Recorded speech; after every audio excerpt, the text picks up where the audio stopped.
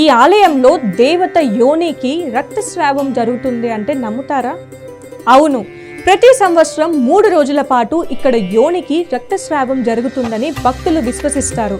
ఇది ఇప్పటికీ ఒక అంతు చిక్కని రహస్యం. పురాణాల ప్రకారం ఈ స్థలంలో శివుని భార్య అయిన సతీదేవి యొక్క యోని భాగం పడింది. అందుకే ఈ ఆలయాన్ని కామాఖ్య శక్తిపీఠం అంటారు. ప్రతి సంవత్సరం జూన్ నెలలో ఈ ఆలయం 3 రోజుల పాటు మూసివేయబడుతుంది. ఎందుకంటే ఇక్కడి దేవత మాసవారిలో ఉన్నట్లుగా భావిస్తారు, అంటే మెన్స్ట్రుయేషన్. ఆలయ పూజారులు చెప్తున్నట్లు యోనిలో నుండి రక్తస్రావం జరుగుతుందనే నమ్మకం ఉంది. ఇది సైన్స్ ద్వారా నిరూపించబడిందా అంటే లేదు, కానీ భక్తులు మాత్రం దీన్ని ఎంతో పవిత్రంగా భావిస్తారు. ఆ 3 రోజుల సమయంలో బ్రహ్మపుత్ర నదిలో ఎర్రటి నీరు ప్రవహిస్తుందని చెప్తారు. ఆ నీటిని పవిత్రమైనదిగా ఆశీర్వాదంగా తీసుకుంటారు. ఇతర ఆలయాలు మాసవారాల సమయంలో మహిళల ప్రవేశాన్ని నిషేధించగా కామాఖ్య ఆలయంలో మాత్రం దాన్నే ఉత్సవంగా జరుపుకుంటారు.